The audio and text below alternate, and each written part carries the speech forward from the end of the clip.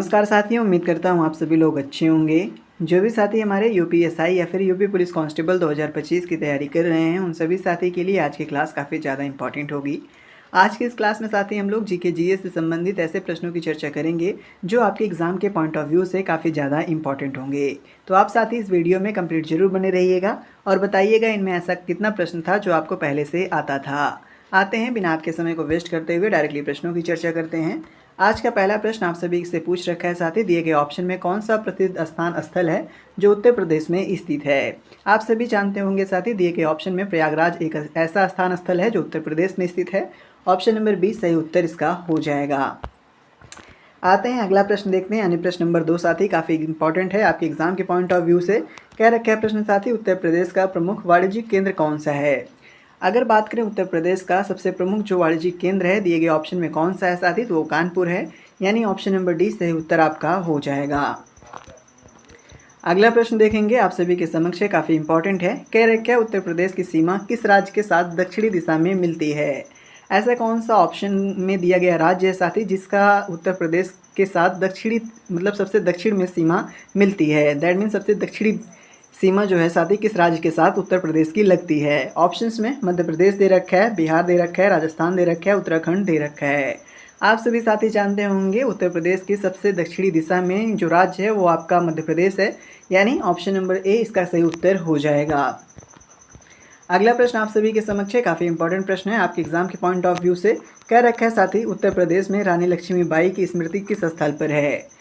अगर ऐसा प्रश्न आपके एग्जाम में पूछा जाएगा तो आप क्या उत्तर दोगे साथी, झांसी, क्योंकि उत्तर प्रदेश में रानी लक्ष्मीबाई की स्मृति स्थल जो है वो झांसी है।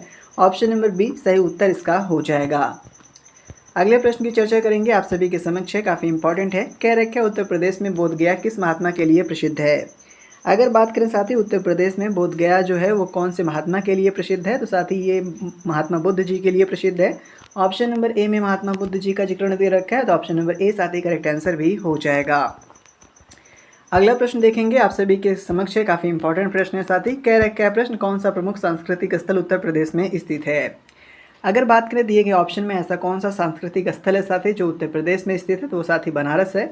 ऑप्शन नंबर आपका बी में बनारस दे रखा है, तो option number B correct answer हो जाएगा। अगला प्रश्न आप सभी के समक्ष साथी काफ़ी अहम प्रश्न है। क्या कह रखा है प्रश्न, कह रखा है उत्तर प्रदेश में हजरतगंज किस शहर में स्थित है। अगर बात करें साथी हजरतगंज की, क्या ये कानपुर में स्थित है या फिर लखनऊ में स्थित है या फिर साथी वाराणसी में स्थित है या फिर साथी ये आगरा में स्थित है। आप सभी साथी जानते होंगे हजरतगंज जो है वो लखनऊ में स्थित है, यानी ऑप्शन नंबर डी इसका सही उत्तर हो जाएगा। सॉरी, ऑप्शन नंबर बी सही उत्तर हो जाएगा। अगला प्रश्न देखेंगे आप सभी के समक्ष है, काफ़ी इंपॉर्टेंट है। कह रखा है उत्तर प्रदेश में कैसरबाग किस प्रमुख स्थल के लिए प्रसिद्ध है। जो साथी उत्तर प्रदेश में स्थित कैसरबाग है ये कौन से प्रमुख स्थल के लिए प्रसिद्ध है। ऑप्शंस में ऐतिहासिक महल दे रखा है, धार्मिक स्थल दे रखा है, औद्योगिक क्षेत्र दे रखा है और संग्रहालय दे रखा है। आप सभी साथी जानते होंगे जो कैसरबाग है एक प्रकार का ऐतिहासिक महल है। ऑप्शन नंबर ए में दे रखा है ऐतिहासिक महल, तो option number A correct answer हो जाएगा। अगला प्रश्न आप सभी से कह रखा है उत्तर प्रदेश में संत रविदास का जन्मस्थल कौन सा है। अगर बात करें साथी संत रविदास का जन्मस्थल कौन सा है, तो संत रविदास का जन्मस्थल साथी वाराणसी है, यानी बनारस है। ऑप्शन नंबर ए में बनारस का जिक्र दे रखा है, तो option number A correct answer हो जाएगा। अगला प्रश्न आप सभी से कह रखा है उत्तर प्रदेश के कन्नौज जिले को किस वस्तु के लिए जाना जाता है। अगर बात करें साथी उत्तर प्रदेश के कन्नौज जिले को किस वस्तु के लिए जाना जाता है, तो साथी कन्नौज जिला जो है सबसे ज़्यादा इत्र के लिए साथी प्रसिद्ध है। ऑप्शन नंबर बी में इत्र दे रखा है, तो ऑप्शन नंबर बी सही उत्तर भी इसका हो जाएगा। अगला प्रश्न आप सभी के समक्ष साथी कह रखा है उत्तर प्रदेश में बुलंद दरवाजा कहाँ पर स्थित है। अगर बात करें साथी उत्तर प्रदेश में बुलंद दरवाज़ा किस जगह पर स्थित है, तो उत्तर प्रदेश में बुलंद दरवाज़ा जो है साथी वो फतेहपुर सीकरी में स्थित है। ऑप्शन नंबर डी सही उत्तर इसका हो जाएगा। अगला प्रश्न आप सभी से कह रखा है, काफ़ी इंपॉर्टेंट भी है साथी ये प्रश्न। क्या कह रखा है, कह रखा है उत्तर प्रदेश में सातवाहन किस क्षेत्र में से संबंधित है। अगर बात करें सातवाहन की, ये साथी कौन से क्षेत्र से संबंधित है, तो ये साथी बौद्ध क्षेत्र से संबंधित है, तो ऑप्शन नंबर सी में बौद्ध दे रखा है। ऑप्शन नंबर सी सही उत्तर भी इसका हो जाएगा। अगला प्रश्न आप सभी से कह रखा है उत्तर प्रदेश में वृंदावन किस प्रमुख धार्मिक स्थल के लिए प्रसिद्ध है। आप सभी साथी वृंदावन से परिचित होंगे। वृंदावन किसके लिए प्रसिद्ध है साथी, कृष्ण जी के लिए प्रसिद्ध है। ऑप्शन नंबर ए करेक्ट उत्तर इसका हो जाएगा। अगला प्रश्न आप सभी से पूछ रखा है साथी, हालांकि काफ़ी अहम प्रश्न भी है आपके एग्जाम के पॉइंट ऑफ व्यू से, यूपीएसआई के एग्जाम में पूछा गया है। कह रखा है उत्तर प्रदेश में हरदोई किस प्रमुख वास्तु के लिए जाना जाता है। जो साथी उत्तर प्रदेश का हरदोई है साथी, ये कौन से प्रमुख वस्तु के लिए जाना जाता है। क्या साथी ये चाय के लिए जाना जाता है, या फिर फूलों की खेती के लिए, या फिर धार्मिक स्थल, या फिर कुटीर उद्योग के लिए ये जाना जाता है। आप सभी जानते होंगे साथी, हरदोई में सबसे ज़्यादा फूल की खेती होती है, यानी फूलों की खेती के लिए सबसे ज़्यादा प्रसिद्ध है। ऑप्शन नंबर बी में फूल की खेती दे रखा है साथी, तो option number B correct answer हो जाएगा।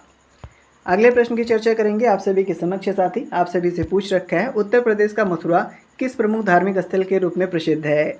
जो साथी उत्तर प्रदेश का मथुरा है, ये कौन से प्रमुख धार्मिक स्थल के लिए प्रसिद्ध है। तो साथी आप सभी को पता होगा, मथुरा जो है वो कृष्ण जी की जन्मभूमि है, दैट मीन जन्मस्थली है, तो इसीलिए सबसे ज़्यादा प्रसिद्ध है। ऑप्शन नंबर बी में कृष्ण जन्मभूमि दे रखा है, तो option number B correct answer हो जाएगा। अगला प्रश्न आप सभी के समक्ष साथी काफ़ी अहम है। कह रखा है उत्तर प्रदेश में सचिवालय किस शहर में स्थित है। अगर बात करें साथी उत्तर प्रदेश में सचिवालय कौन से शहर में स्थित है, क्या साथी इलाहाबाद में, लखनऊ में, वाराणसी में, या फिर आगरा में स्थित है। तो साथी आप सभी को पता होना चाहिए, उत्तर प्रदेश का जो सचिवालय है वो लखनऊ में स्थित है। ऑप्शन नंबर बी सही उत्तर हो जाएगा। अगला प्रश्न देखेंगे आप सभी के समक्ष है। कह रखा है साथी उत्तर प्रदेश में उच्च न्यायालय कहाँ पर स्थित है। उत्तर प्रदेश में उच्च न्यायालय जो है साथी ये प्रयागराज में स्थित है, यानी ऑप्शन नंबर बी इसका सही उत्तर हो जाएगा। अगले प्रश्न की चर्चा करेंगे साथी आप सभी के समक्ष है। कह रखा है प्रश्न उत्तर प्रदेश का मुख्य लोक नृत्य कौन सा है। ऑप्शंस में धोबिया दे रखा है, नौटंकी दे रखा है, सायरा दे रखा है और नीलम दे रखा है। आप सभी साथी जानते होंगे उत्तर प्रदेश का मुख्य लोक नृत्य जो है वो नौटंकी है, यानी ऑप्शन नंबर 20 का सही उत्तर हो जाएगा। अगला प्रश्न आप सभी के समक्ष साथी काफ़ी इंपॉर्टेंट है। कह रखा है गौतम बुद्ध नगर जिले का मुख्यालय है। जो गौतम बुद्ध नगर है साथी ये कौन से ज़िले का मुख्यालय है। क्या साथी ग्रेटर नोएडा में है, या फिर गाज़ियाबाद में, या फिर रमाबाई नगर, या फिर नोएडा में। आप सभी जानते होंगे साथी गौतम बुद्ध नगर जिला का मुख्यालय जो है वो नोएडा में स्थित है। ऑप्शन नंबर डी सही उत्तर हो जाएगा। अगला प्रश्न आप सभी से पूछ रखा है, काफ़ी इंपॉर्टेंट है। कह रखा है उत्तर प्रदेश में सबसे ऊँचा बाँध कौन सा है। बात करें साथी उत्तर प्रदेश में सबसे ऊँचा बाँध कौन सा है, तो रामगंगा है, यानी ऑप्शन नंबर डी सही उत्तर इसका हो जाएगा।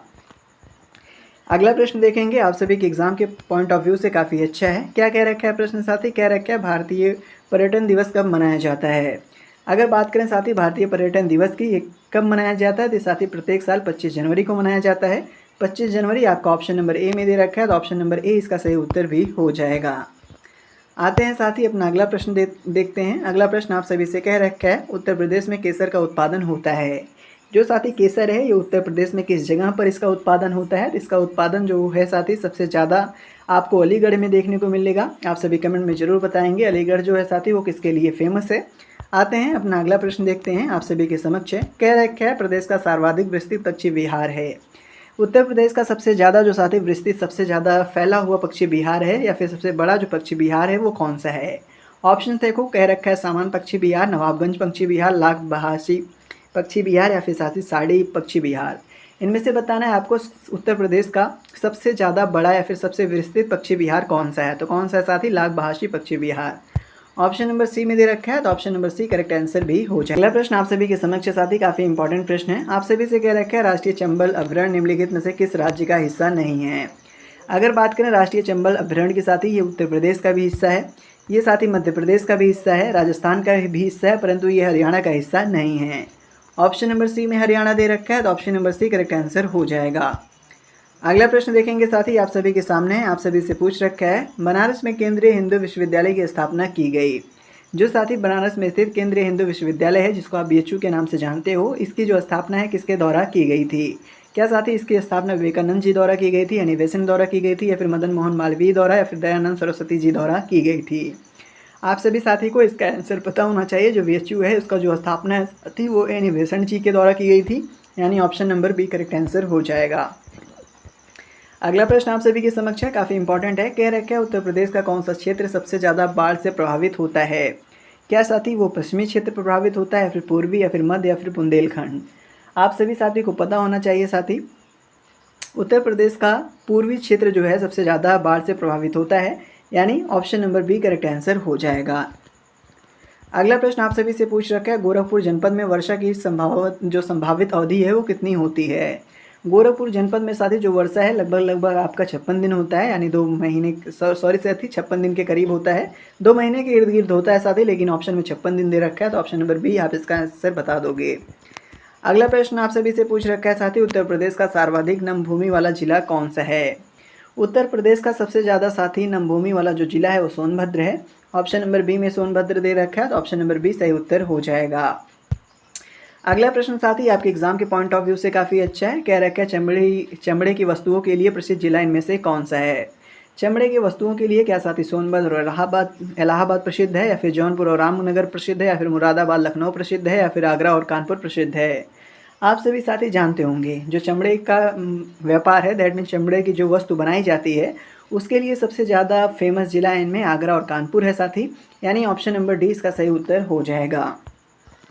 अगला प्रश्न देखेंगे आप सभी के समक्ष है। कह रखा है उत्तर प्रदेश के किस शहर को भारत की सांस्कृतिक राजधानी के रूप में भी जाना जाता है? उत्तर प्रदेश का साथी ऐसा कौन सा शहर है जिसको भारत की सांस्कृतिक राजधानी के रूप में भी जाना जाता है? ऑप्शंस में बस्ती, मथुरा, वाराणसी और बांदा दे रखा है। आप सभी साथी को पता होना चाहिए उत्तर प्रदेश का वो शहर कौन सा है जो सांस्कृतिक राजधानी के रूप में जाना जाता है, तो वो साथी आपका दिए गए ऑप्शन में वाराणसी है, यानी ऑप्शन नंबर सी करेक्ट उत्तर हो जाएगा। अगला प्रश्न आप सभी के सामने है। कह रखा है उत्तर प्रदेश के किस शहर का नाम बदलकर चंद्रनगर किया जाएगा? सॉरी साथी, कह रखा है प्रश्न उत्तर प्रदेश का कौन सा ऐसा शहर है जिसका नाम बदलकर चंद्रनगर किया जाएगा? साथी हालांकि उसका नाम बदलकर चंद्रनगर कर दिया गया है, वो शहर इनमें कौन सा है? तो साथी फिरोजाबाद है, option number C correct answer हो जाएगा। अगला प्रश्न आप सभी से पूछ रखा है किस विधवाओं के शहर के रूप में जाना जाता है? दिए गए ऑप्शन में से ऐसा कौन सा शहर है जिसको विधवाओं के शहर के रूप में भी जाना जाता है? ऑप्शंस में कानपुर दे रखा है, वृंदावन, प्रयाग और साथ ही बनारस दे रखा है। आप सभी साथी को पता होना चाहिए ऐसा शहर जो विधवाओं के शहर के रूप में जाना जाता है वो साथी वृंदावन है, ऑप्शन नंबर बी सही उत्तर इसका हो जाएगा। अगला प्रश्न आप सभी से कह रखा है उत्तर प्रदेश राज्य का राजकीय खेल क्या है? अगर बात करेगा उत्तर प्रदेश या फिर भारत का राजकीय खेल क्या है साथी, तो वो हॉकी ही है, ऑप्शन नंबर बी सही उत्तर हो जाएगा। अगला प्रश्न आप सभी से पूछ रखा है वर्ष 1906 में उत्तर प्रदेश के किस शहर में ताप विद्युत केंद्र की स्थापना की गई थी? अगर बात करें साथी 1906 में ऐसा कौन सा उत्तर प्रदेश का शहर है जहां पर ताप विद्युत केंद्र की स्थापना की गई, तो वो साथी आपका शहर कानपुर है, ऑप्शन नंबर सी इसका सही उत्तर हो जाएगा।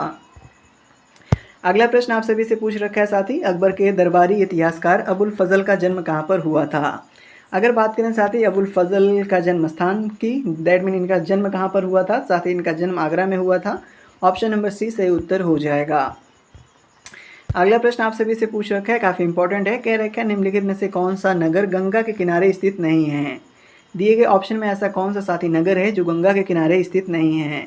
आप सभी साथी जानते होंगे कानपुर जो है ये गंगा के किनारे स्थित है, वाराणसी जो है गंगा के किनारे स्थित है, बदायूं भी साथी आपका गंगा के किनारे स्थित है, परंतु इटावा जो है साथी ये आपका गंगा के किनारे स्थित नहीं है, तो आपका सही उत्तर क्या हो जाएगा साथी? इटावा हो जाएगा। अगला प्रश्न देखेंगे साथी, आज का आखिरी प्रश्न है हमारा। आप सभी से कह रखा है उत्तर प्रदेश के कृषि अनुसंधान परिषद निम्नलिखित में से कहाँ पर स्थित है? उत्तर प्रदेश में साथी कृषि अनुसंधान परिषद जो है ये कहाँ पर स्थित है? तो ये साथी आपका लखनऊ में स्थित है, option number C correct answer हो जाएगा। आज के लिए साथी इतना ही, मिलते हैं अपने अगले वीडियो में, तब तक के लिए धन्यवाद।